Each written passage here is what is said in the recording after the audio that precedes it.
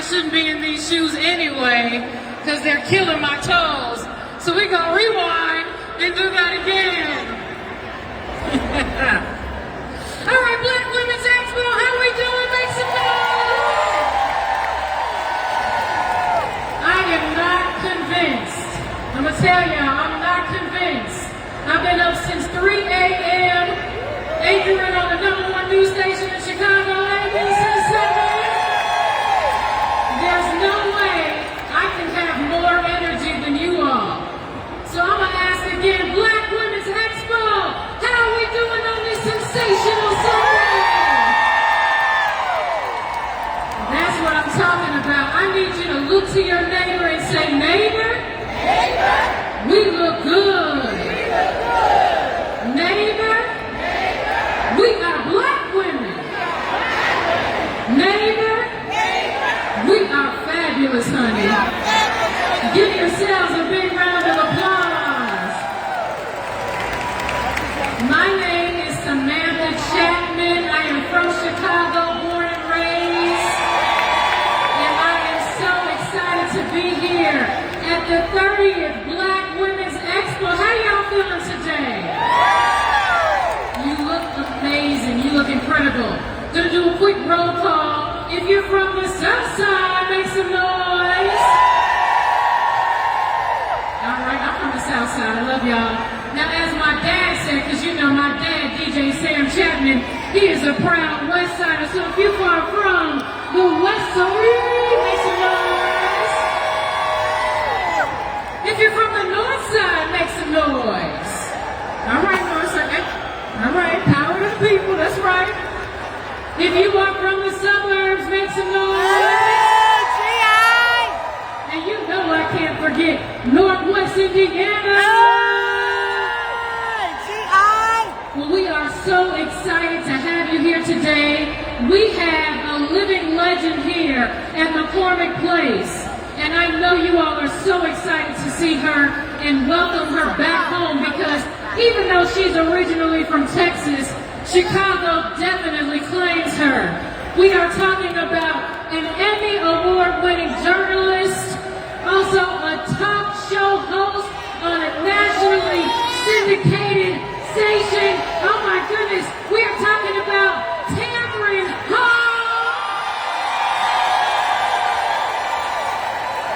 She's nationally syndicated, which means you can see her all over the globe. But I like to say she got her claim to fame here in Chicago. So Chicago, we claimed her. We feel like we know her. We like Tamron is ours, right? Yeah. Also, shout out to the legendary Johnny Wright, who slays her hair every day. Give Johnny Wright a big hand. He's right here. Because Tamron's hair stays laid, y'all. It stays laid.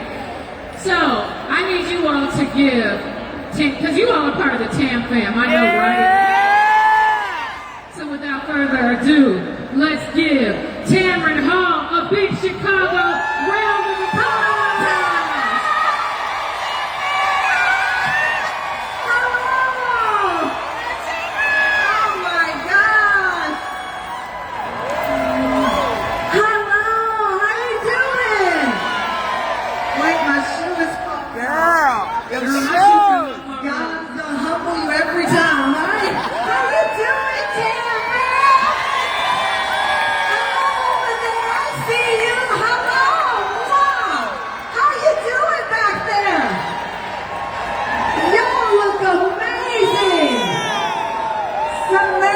Chapman, you ready to talk about it? Let's go! I'm ready, let's go! You pick your seat. Okay. Oh my gosh, thank you so much for being here. I'm already in tears. You had me crying. Chicago loves you, Tamron. I said it before you came out that we feel like you are ours. I don't know if you know that, but I am yours. I mean, most of y'all have asked about Moses. I wish he was here. Absolutely. I love this city. I really am crying. I was back there in tears because I ran into people that I met when I moved here in 1997. And it feels so good to have people root for you, to have black women root for you, to have black men root for you. And you never know where your life is going to take you. So I really am trembling right now, and I'm so full, and I'm just so grateful that you would spend this time with us. So thank you again. Oh my God, I need tissue. Tissue. Oh my God. Oh my God, so good. I'm telling you, I'm running into people that saw me in 1997 pull up in my convertible Sebring. They don't even make that car anymore, but this engine's still running. And thank you so much. They gave me a power puff, not a tissue. I'm sorry, Samantha, I'm derailing the whole program. Oh, no, this is great. This is great. It's a homecoming for you, Tamron. So many people, they watched you here in Chicago. They watched you grow. They woke up in the morning with you every day.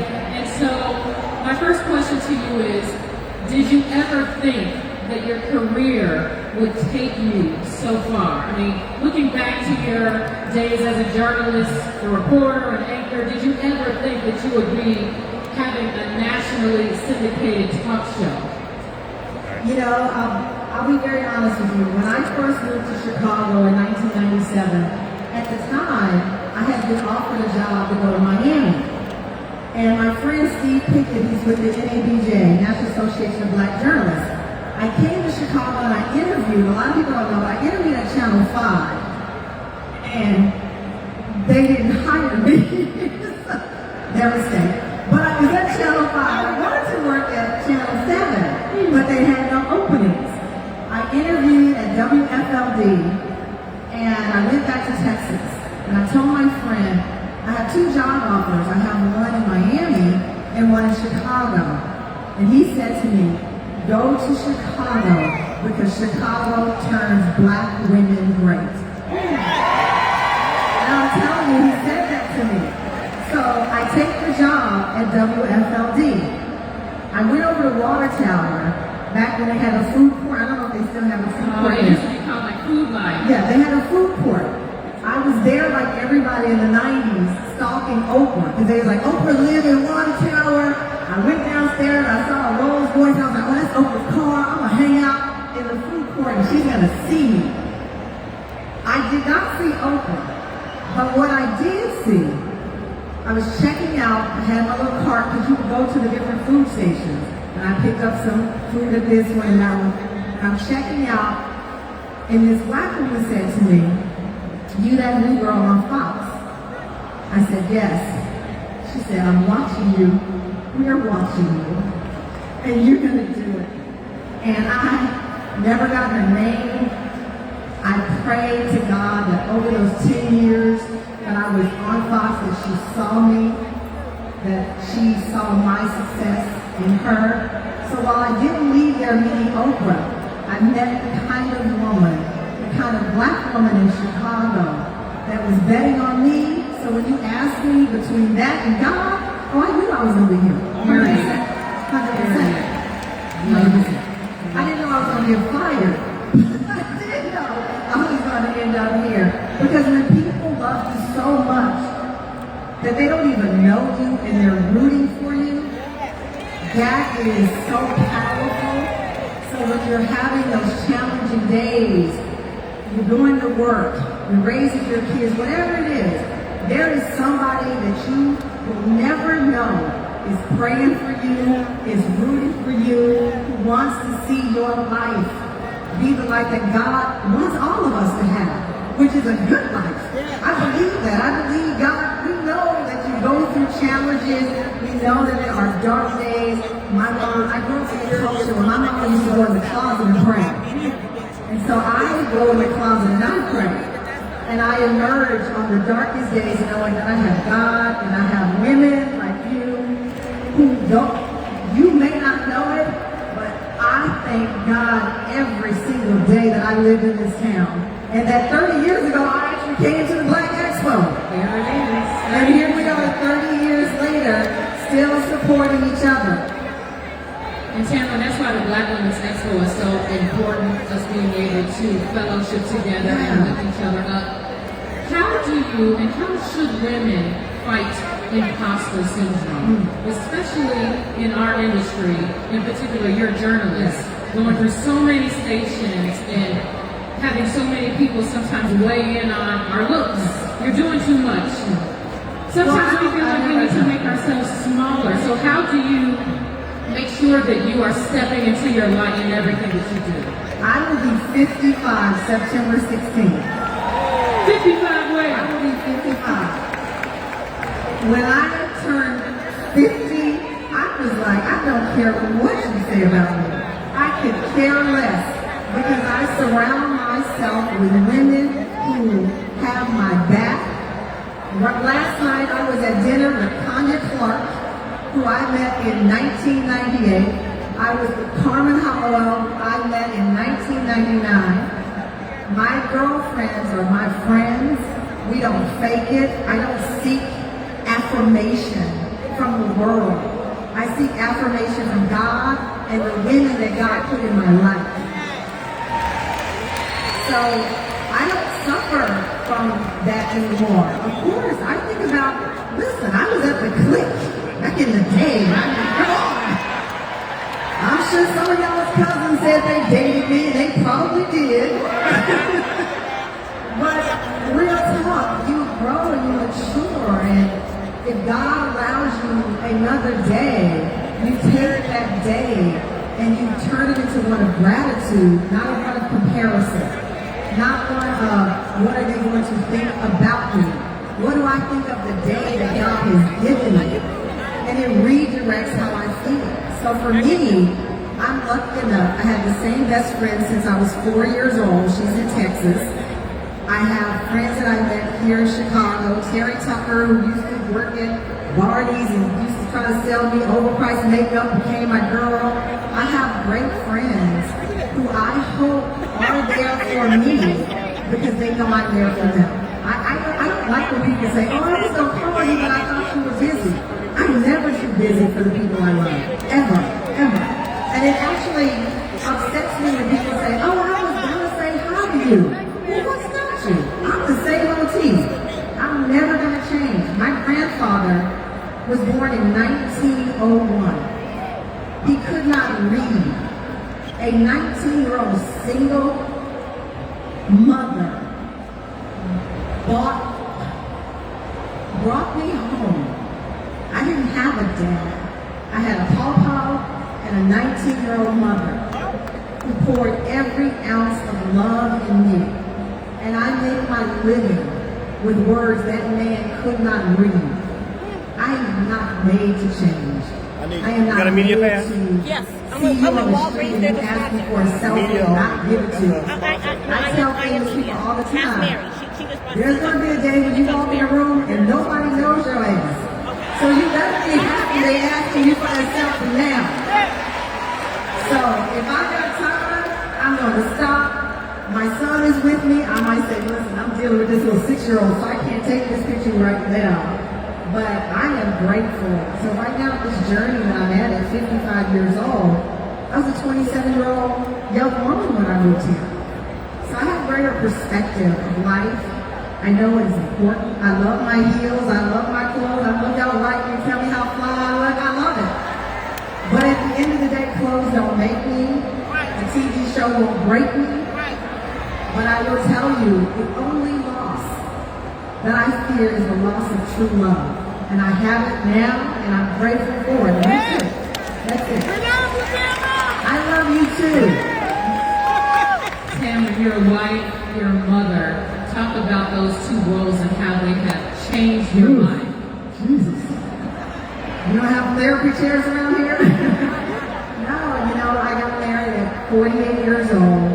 I never knew that I was going to be married, to be quite honest with you. My stepfather became the father God meant for me to have. My dad, which I told this story when I was on local news, and I tell them, my stepfather who raised me, the only dad that I've known, was 25 years older than my mother. And he was our landlord. And my mother hates when I tell this story. And it gets even spicier. She was his third wife. I know. She's on a cruise, so she can't hear me spilling tea. But I tell that story because on paper, my dad passed away right when I left Chicago. And I used to say to him, Dad, on paper, who's going to date you? You're married 3 times, you're the landlord, and you're 25 years older than my mother. And he was like, did you see her in the Daisy Dukes days? But on paper, you would think, that's not a good man. 3 wives? What he told me on his last day on this planet is that you keep trying until you get it right. And my parents were married 20 plus years. And the day my dad closed his eyes, I saw pure love. I saw a stepdad willing to step in and become the dad that me and my brother needed, that my mother needed in a husband. And so for me, when I got married, I didn't know on paper. I was like, I don't know if I'm going to be married. I'm 48. Maybe that time is come and gone. I may not be a mom. I didn't know. I didn't know where I was in my life. And then I met my husband, Stephen, and we were going to adopt, to be honest with you. And I never say just adopt because I don't like that just because it makes it seem like it's a default. We were going to adopt. I'd gone through multiple rounds of IVF. No one knew. And one day I lived in Harlem and I was driving and I saw a sign and it said adoption. I was preparing to call the company to see what I could do to adopt. And the next day we shot the pilot for the Tamron Hall show. And that's the same day the doctor called and said I was pregnant. All in the same day. All in the same day. So I realized that God also believes in baptism by fire. So clearly God was like, you're going to back out if I don't just throw it all on you at once.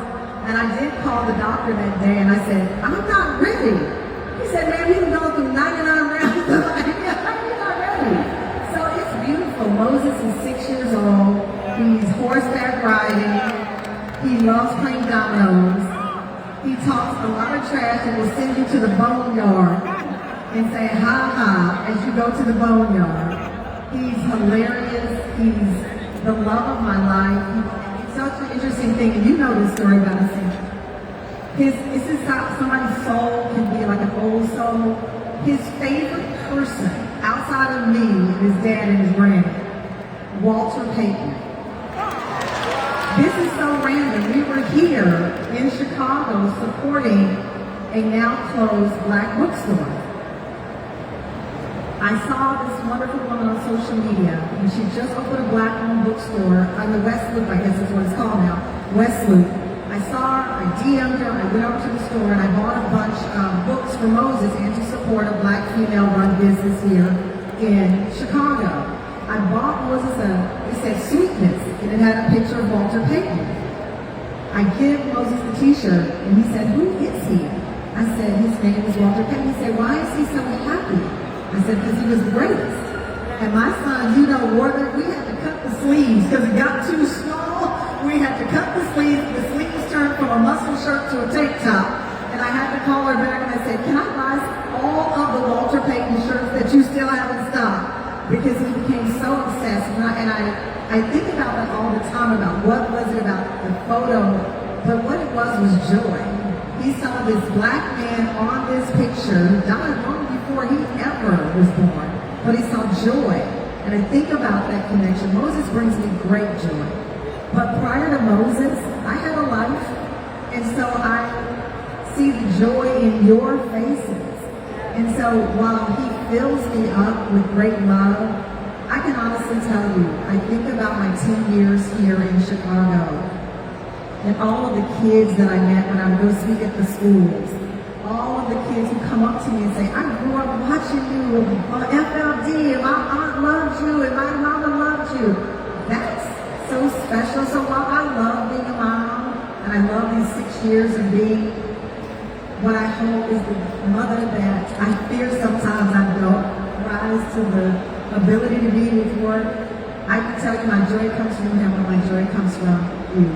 It really does. You are my family and the love that I feel every day. But I love my kid. Listen, I said to somebody recently, I fear that I'm not a good mom And I think every mom fears that.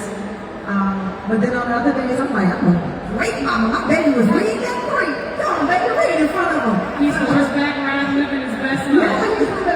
I just saw a meme that said they're going to show their kid this picture when they try to pretend that they grew up, struggling. Yes. I guess that. But he's great. He's a funny guy. He travels all the time with me. I take him everywhere. You all were just in Greece? We were just in Greece. I try my best to take him everywhere I can because being a mom, real talk, at 55, I don't know how much time I have with him. And my biggest fear is that I'm scared to run out of time. So it's a beautiful experience. I love it. Tamron, one thing I love about you is you cannot be put in a box. You're a journalist, you're a talk show host, you're a woman, you're sexy. Am I? You're sexy. Like you come out here just fabulous slaying. I have on 2 pairs of Spanx, so there, that's It's still a slaying. But we all got 2 pairs of Spanx, right? Especially like on those morning news days, I had some soul food the night before, so it's gonna be black and 2 Spanx kind of day. How do you make sure that you don't put yourself in a box? Because they may say, oh, well, you're a mom, you want to make sure you dress like a mom. You're sexy, you're fabulous. Do you make sure that, they don't put you in a box? Listen, Sam, I'm going to tell you the truth. I don't listen to people that don't love me. I don't listen to it. That's right. I don't. Sometimes people go in the comments, and I'll tell you, everyone will go through that. I remember when I first revealed I was having Moses, because no one knew that I was pregnant. Y'all were all surprised with my baby shark reveal of my baby. And the reason that I revealed that I was pregnant is I planned to go my whole pregnancy and not tell anybody and just have the baby. At 32 weeks, my PR company got a call and they said, the tabloids are about to tell that she's having a baby because I booked the room at the hospital and someone had sold the information, whatever. So that's how I ended up revealing that I had the baby. But I truly, for me, stopped listening to people at that point, and here's why. I remember revealing, and there was a first comment that said, how selfish are you to have a baby at 48? You're going to be dead. And it was that day, truly, that I shut it off. I won't listen to people who don't love me. And I advise you the same. If there's somebody in your life, in your home, in your work, at your church, in your day, and you have a sliver of thought that they don't love you, leave them. I know people that are friends, you're like, oh, she unfriended me, and I did. Walk by their desk and say, how you doing, and keep it moving. Because your body and your soul absorb. Prince used to tell me, that was a name drop, Prince used to tell me, that there are people who are energy vampires. And I know you have been around people and you leave and sometimes your body is physically aching. Or you leave like, God, I got a headache. You just don't want to be around them. That's because your body is telling you, don't be around them. And sometimes your body will tell you before your mind will. Listen, I tell you, where your mind goes, your body goes. And I keep my mind in a space of people that love me, and more importantly, that I can give love in return. I was just telling somebody the other day, I said, listen, it's great to receive love. It's so much better to give it. And so I don't listen to somebody says, oh, you shouldn't be doing this. They used to tell me on the Today Show, I laughed too loud. I was too this, too that, I remember I left Chicago with my short hair that Johnny Wright gave me. I was on MSNBC. There was a whole article written about women with short hair like Tamron Hall are lazy. I came from Chicago where everybody was like, I got to get into Johnny Wright to do my hair. And now I go on the national stage and I read an article that said I was lazy because I had short hair. If you Google 2008, I promise you, it's the only time you will see I grew my hair out because I believed it. I start to say, well, I'm on national stage. All of these other women have long hair. MSNBC, I gotta grow my hair out because they think this of me. I grew my hair out. I I look like a dirty Q-tip. Like, because I don't have, short hair is my thing. It is my signature. It is my thing. And it looks so good, doesn't it, y'all? It works for me. You know that sister's going out trying to book Johnny Wright. Where's Johnny Wright? There he is. They're going to be trying to sell him inside his DMs after this. And we do wigs. We do play around with some looks. We do clips. But short hair is my thing. And the point of that story was not about the hair. It's what if you allow people, they will make you not even recognize yourself. And I allowed some person I didn't even know to make me not recognize myself. Despite millions of black women saying, I love your hair. I believe one fool. But then who became the fool? Me. Never gonna happen again. So if no one in your life tells you, I will tell you, be around those who love you as you are and love you enough to want you to improve, but are not trying to break you to get there. And that person wanted to break me, and I let them. But God and the real ones put me back together. And I'm going to tell you, that's why I'm still here. I want to talk about your transition from news to becoming a talk show host.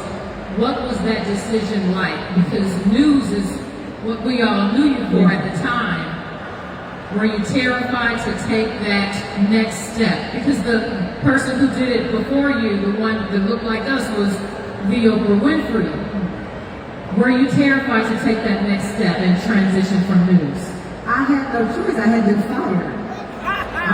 I'm sure many stations were vying for you, Tamron. No. That shot me. No, they were trying to get me for cheap. There were networks and people who, because I am a black woman, thought that I was going to take pennies. There were stations, one in particular, a cable news station, called me and they said, oh my God, your firing has gone viral. This is a big deal. People are upset that you've been fired from the Today Show. We want you to fill in for somebody who's going on maternity leave. And I said, is Anderson Cooper doing okay? Because that's the only one I'm filling in for. I was like, if it ain't Anderson money, I'm not available.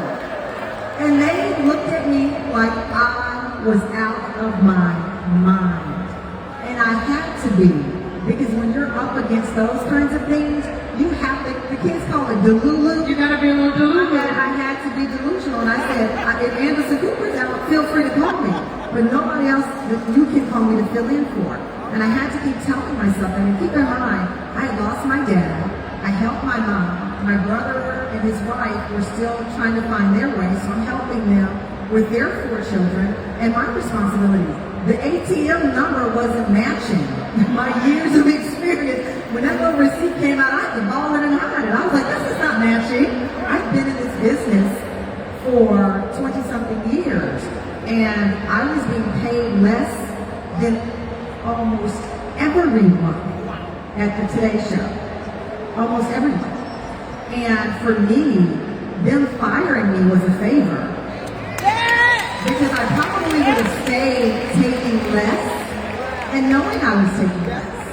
And so when I got fired, I started to say, how do I control my own destiny? How do I bet on myself? It wasn't an accident that I ended up in the greatest news city in the world, which is Chicago. It's not an accident. It wasn't an accident, the proximity to the stories and the things that I learned. And so now I have all of this experience, and I'm going to go in and shuck and jive for your pennies? That was not going to happen. In fact, this is a terrible joke, but I swear I'll tell you, don't be mad at me. I told one guy, I was like, listen, I'll go strip at the old ladies' night before I take this. I was like, give me the pole for the 50 and over. I'll turn around, but I'm not taking this. I'm not. And I did, and I meant that. And so because when I got let go, and I'm not upset about it because it worked out the way God meant it to, but I remember being in that office the day I was let go. I was actually in Chicago, and I turned on the TV, and they revealed that they were hiring someone else. I was on the south side of Chicago. I jumped in the Uber, got to the airport, flew in, trying to negotiate for my job.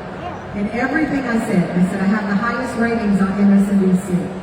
The Today Show third hour, ratings are up, we're number one in the time slot. I did this, I hosted that. And I watched this man's eyes glaze over. He wasn't listening to me. And he kept making excuses.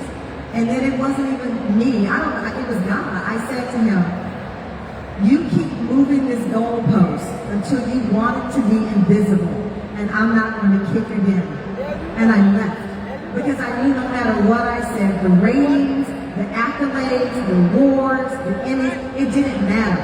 They had determined they wanted a different look for that spot. And I wasn't that look. And when I recognized that it was okay not to sell my soul, God gave me my soul. And I said it, and I left there that day. So going back to what you asked me, and this is the truth, I'm not gonna lie to you, I said I will never beg for another contract. I will never try to get to that point where I'm convincing. It's like when you're in a relationship, you're like, no, baby, I cooked last night. No, baby, I cooked. And he's still walking out the door. I'm gonna be in that situation. If anybody's leaving, it's gonna be me. I'll be like, bye, Moses and Dad. Ain't nobody leaving. I'm leaving. And so I treat my work that way. So I started the show. I started pitching the show. I had an idea, and I was going to take my news background. I was going to take my background in Texas, Chicago, Philly, all these places, and create this show. I didn't want to be Oprah. I want her money, and I love her, and I love that island in Hawaii, but I wasn't trying to be Oprah. I wasn't trying to be anybody. I was just trying to be me. And so that was the show that I sold. And as we were selling the show, Harvey Weinstein, who was my original executive producer, ended up being embroiled in a scandal. So now I'm back on my knees saying, God, what kind of trick are you playing on me? I get up, I'm back down. I get up, I'm back down. And God said, but you keep getting up. I keep getting you up. How are you going to stay down? True story. I called all of the executives who met with me with Harvey, and I said, if you met with me with Harvey, then meet with me by myself. And ABC Disney flew me out. They bought that show, and that is why we're on air. Truly reason. And that's ABC and Disney. Absolutely. They saw me. I had executives and who heard me saying, I was scared. I'm on the phone. I'm trying to put my best, like, I'm gangster. I'm like, listen here now, you done met with me with Harvey Weinstein. See, that's that Southside. That's that Southside. I'm like, you don't know me. And respectfully and thankfully, they did agree to meet with me. We sold the show. And now we are the longest running single hosted talk show in ABC Disney history. We are over 1,000 episodes. We shoot 170 shows a season, 2 shows a day. Not a single show does not have a Chicago person in that building. Every episode, you've been a guest on the show. I've now gone on to a New York Times best-selling book, Harlem Honey, which is about Moses. I've written my crime series, which was based in Chicago, as the Wicked Watch, Jordan Manning. And then coming up for the first time in 2026, I'm writing my memoir, a little version of it, and it starts, the book is called Bet on Yourself, and faith and fierceness are needed. And the first page of the book is the text message that I received when I was in Chicago telling me that I was fired. And the book follows what I believe are the things you need to bet on yourself. You need community, you need sisterhood, you need to believe in yourself, and you need to understand that every time you get on the mat, you are able to get back up in any circumstance. So that is what I'm working on. It really is a book about how my mother, a 19-year-old single mother who was told that she would be nothing, turned into a lot of something and turned her daughter into a hell of a something. In that stage in my life, and I just feel like fear is not your friend. Fear is a motivator, but when you ask me, am I afraid? Nothing. I'm afraid of nothing. I get anxiety because I want you to be proud of me. And my prayers that I hope I make you proud. But what am I going to fear when I walk with God every day? Nothing. I'm afraid of nothing. Nothing. You're preaching today, Tamron. It's true. You have been open about the tragic loss of your sister. Talk about dealing with grief on top of, being a television personality and all the hats that you wear. How is that dealing with that grief, and how are you able to cope with it to this day? My sister, our last fun night was in Chicago. We were at what's the Stepping Club? Not the 50? We're at the 50. The 50-yard line. The 50. One of the last photos I have of me and my sister was at the 50-yard line. And for me, her loss was obviously devastating. Having the ability to advocate for survivors of domestic violence and to share my sister's story, that's been the healing part of it. I was afraid to tell people what happened with my sister. One of the incidents that happened with my sister happened right when I lived on Clinton in Chicago, where she was attacked by her then partner. And I was afraid to call the police, and I didn't want people to know that there was something that happened at Tamron Hall, Fox News house, and the police had come, and I kept this secret for a very long time. And then as I told the story about, as a family member, not knowing how to speak up and not knowing what to say, because so often we'll tell people, you get out of that relationship, and it's not that easy. We know that. So I used my sister's story as an entryway, I hope, to help other people. So that's how I cope with it. Tamron, a big part of sisterhood is lifting as we climb. Yeah. One thing about Tamron, you all don't know, every time that I've asked her for something, and not that I blow you up, I don't think. You can. But she's always said yes. You've never said no. Tamron, can I pitch this? Can I pitch that? And you always respond to me. Why is that so important to you? You have never ignored an email of mine. You've always made sure. I won't. I send y'all's messages. I send them to the team because I wouldn't be here if Black women didn't lift me up. And if you can only care, and I'm not running for office, so I don't have to say it. I'm saying it because it's true. Let me tell you something. If I can only root for the people who share my DNA, that's not a life. When I die, my team hates that I say this. Johnny will tell you. I said on my grave, put the day it started, the day it ended, and put she rooted for you. Because that is my journey. I don't care about anything else. I care about my son, I care about my family, and I care that I can help any and every. I just met a young man. He came over and he said, I have a line of clothing. It's G310, I think was the name of it. He said, it's named after my grandma's apartment. I made you this jacket last night. We painted it. Can I take a picture with you? He gave me his jacket. I put it on. I took a picture. He gave me more in that moment than I could ever give to him. Because he came and he shot his shot. Our kids are ignored. They don't get a chance to shine. Black women are ignored. We don't get a chance to shine until other Black folks say, shine on. That's why that theme song, shine for the rest of your life. So for me, him bringing that jacket that I'm going to wear tonight to dinner meant the world to me. So for me, I would not be here, Samantha, if Chicago didn't bet on me.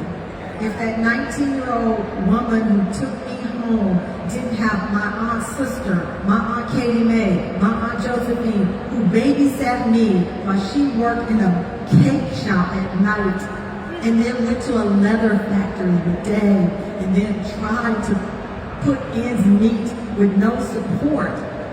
I'm the product of that. So I'm not made that way. If you call me, I'm going to answer, and I'm going to try my best to get you the answer. I don't care. It's not because you're famous. It's not because you're Samantha Chapman, daughter of Sam, and famous Chicago, ABC7. It's because you're my sister. And I'm going to always return those calls. I'm not that way. And when our kids need me, I'm there. That's why if you watch my show, I see it. When they said the soul children on the bill, I said, what time? You know, when we have our kids and our women, our stories told, the world is a better place. And so if my table that God has prepared for me has a seat, it will always be for a black woman. It just is. Speaking of black women, and this is going to be a shameless plug, fairly new member of Alpha Kappa Alpha Sorority Incorporated. We got some sorors in the house. I see one of my Gamma sorors, Ebony, out there. What did that opportunity mean to you to become a member of AKA? Listen, I did not know what to expect. Full disclosure, I went to Temple University. I was like doing my thing, so I really wasn't aware of what the sisterhood meant, to be honest with you. And then I was extended this amazing honor and invitation. And I'll tell you, it was in July in Texas, and I walked into a room with 20,000 black women, collectively, all ages from 100 to 1. There. And so while it is a sorority and it's, you know, our people in green and all those amazing things, it was again a reminder of the importance of really having each other's back. The world will make us believe that we don't support each other. The world will tell you that black women don't support black businesses. I just met another woman back here with her new hair care line. She gave me like 5 bottles of what I'm going to be using to do my hair. It's so important that we shoot our shot to each other. It is so important in the sisterhood and on this journey. The last thing I'll tell you, I know I'm long-winded, but I'll tell you this. The day I got fired, I called Joanne Reed. Joanne Reed and I had been friendly, but we didn't know each other. Like, we would see each other, we loved each other, y'all would see us on selfies together, but we weren't talking regularly. I knew I was being fired. The first person I called was Joy, and I said, they can't fire us both. So I'm going out this door, and I know that you're about to negotiate your contract. Go get them. Because they can't have us both leave, because the people on burn is playing back. So she went in stronger in her contract negotiation. Joy and I are on a group text with Don Lemon. We talk all day long, every day via text, sharing the journey, the struggles, the joys, because it helps us be stronger. So I'm telling you now, stop holding what's hurting you. Stop holding the challenge. Because when we share these stories, I'm trying to start this business and I didn't get that loan, or I did this, I'm trying to, if you hold it in, it will die inside of you. If you share it and not feel like, well, if I tell her, she's going to take my idea, or that's when you call me. I'm like, I'm going to give you this advice. I'm not a gatekeeper. I am a gate opener.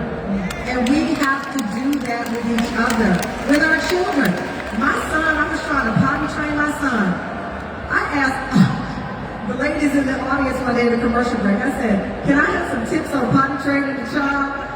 Listen, my son was potty trained like 5 days later. So I seek advice on how to raise my son from black women. I seek advice on how to live my life. This doesn't mean, listen, our audience is 50% down the middle. It is half black, half women who don't identify as women of color. I am very proud of the fact that we are a destination where people see themselves. And it is important. We're here, it is the Black Women's Expo, so I'm telling you a lot of my journey from the point of view as a black woman. That said, when black women rise, everyone, we are still disproportionately paying less than everybody else are paying us, and it comes to the world. I mean that. And so for me, my journey, my POV, as the kids call it, is about my journey as a black woman. But I know I have around 150 employees who have a job because this black woman fought for herself, because black women taught me to fight for myself. So I think it's important. It's important that we do this. It's important that we share. It's important that you're not ashamed of that. If we had told each other more in the office place how they were robbing us, then we could go in and get our money. So when I talk about how much I make, what I do, I conspire 100% with part with women in this business. Because I want us to be able to negotiate as strong as white men. And the only way you can do that is if you know the numbers. That's right. I want to get to Tamron during her Chicago days. Oh my God. So, where were your spots? What did Tamron do? What did you like to eat? Bring us back to your Chicago days, Tamron. Oh my God. Well, You mentioned you went to the 50. Y'all remember the 50? That's still around.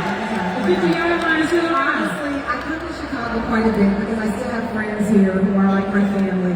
Now, Johnny will tell you this is the truth. This is what we do. I'm going to tell you exactly what I do when I come to Chicago. We go to Harold's. We bring it to the hotel. I do hot and mild sauce. I like the bread really soggy. And what else do we do? Champagne. Harold's and champagne. We do Harold's and champagne because when I was growing up, Weezy Jefferson was the richest black woman on TV.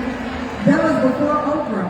So when I get the highest floor room available, so we go high in the sky and we get champagne and Harold's chicken. That is the truth. That is what we do. It's going to be a popular combination. I love to hear it. It's true. Now, one side is, Harold's, it's a South Side thing, but I'm sure you might know Remus as well. I'll tell you, and the other thing I love rib tips. I'm from Texas, so we do ribs. I never have rib tips until I moved to Chicago, so I like the burnt-in rib tips. This is a controversy. The pizza I love. I like Giordano. We were hoping Italian fiesta or I something. love Italian fiesta, and Johnny knows when he used to do my hair, I used to get the Italian fiesta on the dryer, and because he always was late, and I had to eat my lunch at the place. But I love Giordano's because it was the very first place I ate. When I came to FLD, next across the street, there was a Giordano's, so I ate there. And I keep mentioning Johnny, but I'll tell you because I know we're about to wrap up. How and why Chicago means so much to me. I could go on and on for days, but Johnny Wright was 20 years old. He was doing hair in his grandmother's basement on the South Side. I had just started being a reporter in Chicago. I started filling in anchoring for Darlene Hill and some others in the morning. I go to an event on the north side. This young man walks up to me. He has his binder, because nobody had the phones like we have now. He had a binder in his hand. He had all the hair that his grandmother, who was a hairstylist on the south side of Chicago, had done for years and years. What church did y'all go to, Johnny? They went to Shiloh. So he had done hair like his grandmother grew up doing, and he was doing hair in his basement. And he said to me, I had a dream, I saw you on TV, and I told my mother I'm going to do her hair. I said to him, you can do my hair, but if you mess up my hair, you're not going to do hair in Chicago anymore. So I'm going to tell everybody. I actually said, if you F up my hair. I'm Southern, I curse a lot. He said, I'm not going to mess up your hair. My grandmother was a hairstylist. I do hair in the basement of my mother's home. My father made my beauty salon in the basement of our home. He did my hair. 25 years later, 8 years with Michelle Obama, he is still my hairstylist. And he is Chicago born and bred, an author, a philanthropist, the person who created Michelle Obama's whole hair look. There's a new book coming out about Michelle's hair and fashion. It is this kid from Chicago who came up to me and said, I am not just good, I am great, let's do it. And he did it, and here we are. So that is a part of my journey. And I'm going to shout out, come over here, Johnny Wright. Come on, Johnny Wright. You know they're going to be trying to book him. He likes to say, Johnny Wright never gets it wrong. But Johnny Wright is one of the most extraordinary Chicagoans. I always tell him that he should write a book because his hair is so healing. But more than that, so many of your friends and family members have sat in his chair, and the knowledge and the wisdom. People say, what keeps you grounded? My mother keeps me grounded because she will call me and say, girl, that outfit was ugly yesterday. But she might say, I don't like what Johnny did to your hair. My mother keeps me grounded, but having friends like Johnny, Chicago's own, keeps me centered. So 20 plus years started because a kid from Chicago believed in himself, saw something in me, and that's why we're here. So we are so thankful. I am so grateful. Samantha, you are so brilliant. Give it up for Samantha. No, it's true. Your father is a legend, but you work your butt off. You are authentic. You are real. You are a blessing to me. So I just want to say thank you. I know y'all have other products to buy and things to do. I want to wrap this up because I'm hungry. Because you got to talk about heroes. She wants that heroes and champagne. Shout out Mary Green from the Black Expo team. Mary, the entire team. The minute they called me, I said I'm here. 30 years of celebrating Black women, Black businesses, celebrating our babies because our babies eat when we win and our businesses win when we support. So this is not about a Black Women's Expo, this is a Black Family Expo because this is how we take care of our children, our families, our aunts. I'm at an age now where my friends are losing their loved ones. We have dementia, Alzheimer's, high blood pressure, dialysis, all these things are impacting our families. And this world that we live in is not a kind world, but there are kind people in the world. So I want to thank you, Sam, thank you, Mary, the Black Expo team. Y'all did that 30 years, and we might have to celebrate my 55th birthday in Chicago in September. Hey, where can people follow you, your website, because we want to get the memoir. We want to get follow money. We want to get everything. You can go and follow me on social media, Tamron. I'm not hard to find. Oh, and by the way, there was a woman many years ago, and I'm making this personal plea. I was at the Taste of Chicago. They came up to me, they said, we named our baby Tamron after you. We are trying to find Tamron so we can put her on the show. She should be about 19 now. So unless she was lying to me, there should be a Tamron somewhere here in Chicago. We want to put on a show, but watch the show. The news. Wait. Oh, wow, come on. Is this her? What? This is great, come on. It's breaking news. Wow. Is this Tamron, 19-year-old? Come up here. Oh my God. Oh my gosh. And there's Mama. Are you serious? Oh my gosh. I promise you, I had no idea. This is real. I know. Go ahead. I just said, go ahead. Come on, Tamron.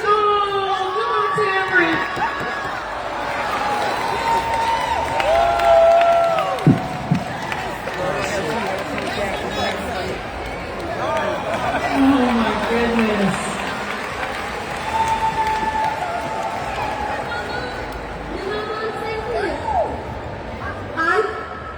Some years when I was still here, somebody said, there's a little girl, her name is Tamron. Is that your mama? Come on here, mama. And we have been looking for you. You going on the show, buddy? New York, here we go. Your birthday's in September. Oh, you will be on the show. The new season of the Tamron Show starts September 2nd, ABC 7, and Tamron and her mama will be on the show. Yes. Karen Johnson from Disney's here. We're going to get your information. We're flying you to our show for the first episode, season 7 of the Tamron and Tamron Show. Thank you. I had no idea. That was awesome. We didn't plan this at all. Let's make some huge, amazing Chicago noise. Can't make this stuff up. You got your new episode, girlfriend. Damn. I love you. Hey, bring me to the show, please. I was the one that came to see you at the book signing. Yes. We get a selfie. Okay. Right here, Tam. I gotta get one picture with her. I gotta get a picture with her.